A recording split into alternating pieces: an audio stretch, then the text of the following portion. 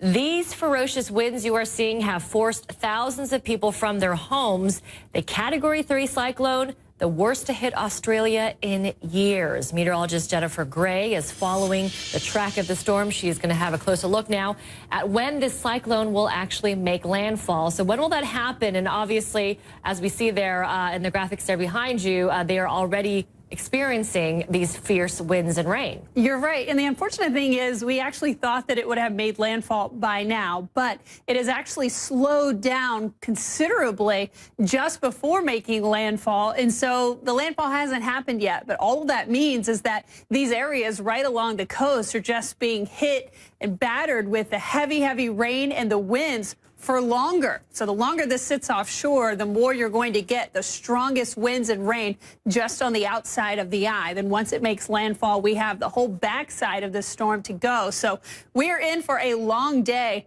in Queensland. Of course, winds right now 185 kilometers per hour, gusts of 230 kilometers per hour. This is equivalent to a Category 3 storm on the U.S. scale. The latest says that it's moving at about 11 kilometers per hour, but that's not quite the case because this has slowed down just a bit. You can see the rainfall already coming on shore, so we are expecting flooding rains. And the slower this storm travels, the more rainfall that's going to pile up. And so we have forecasted about 500 millimeters of rainfall just north of Mackay, but we could actually end up with more rainfall than that the longer this storm sits. And so you can see the track of where we're going to see this storm going, and it's basically just going to ride that coast, and we could see quite a bit of rainfall across those coastal areas. So here are the latest forecast estimates. You can see 550 for Mackay. Then inland locations, we could see about 265 millimeters of rainfall. And then riding along the coast, 1 to 200